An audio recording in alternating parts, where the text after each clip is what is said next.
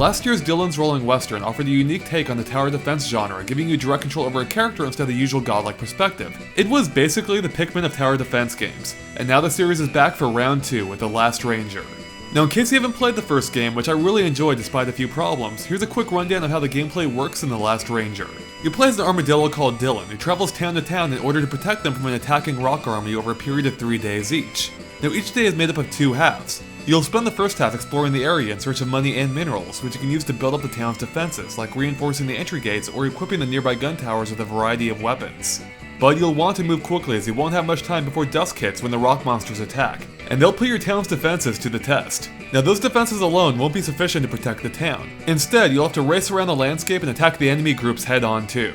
So although it does have a heavy action focus, especially compared to most tower defense games, it is still deeply rooted in strategy. Since you don't have unlimited money, you'll have to decide carefully which gun towers to build up and which weapons to give them, as each one possesses a different range and attack power. And this, in turn, will affect which areas of the map you'll want to patrol in order to protect against any holes in your defense.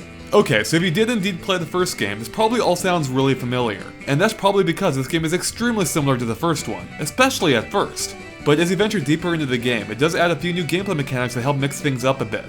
Chief among these is the new partner system where you can team up with a computer-controlled ranger whom you can then issue loose commands to. For the first half of the day, he'll gather resources for you like minerals or money, while in the second half, he'll actually help you take down the attacking enemies. Another big addition is a train that appears in some levels, which you'll have to protect as it travels to town. Not only will you have to protect it from the attacking enemies, but you'll also have to repair any sections that track damage by the enemies. Now, both of these additions do help prevent the game from feeling like a complete retread of the first one, while also adding some additional strategy to the experience. But both of them are hindered by the game's interface, which hasn't really seen any improvements at all. My biggest issue is with the game's map that's displayed on the touchscreen. I mean, while it works, it's kind of a mess.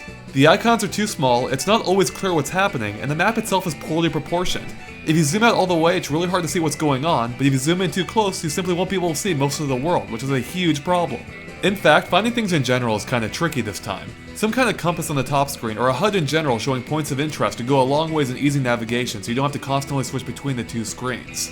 Now granted, these issues were also present in the first game, but they're aggravated by the new mechanics, as not only is there a lot more to keep track of in general, but both are roaming targets as well, meaning you'll be using your map a lot. The menus also really bog down the experience. Why oh why is there no sell all option when there's almost no other use for the things you collect?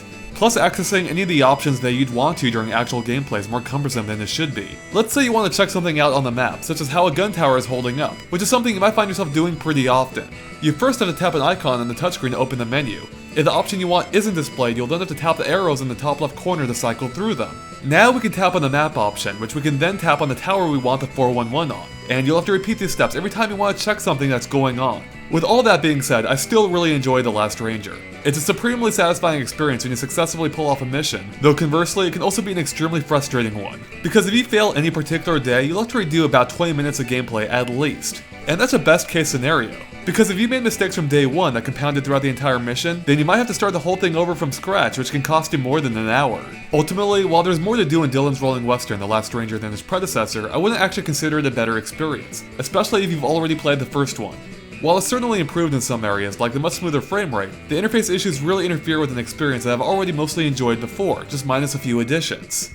Overall, the frustrating interface and the lack of novelty takes their toll, but it's something I still had fun with and found to be occasionally rewarding, which is why I'm giving it 3.5 stars out of 5.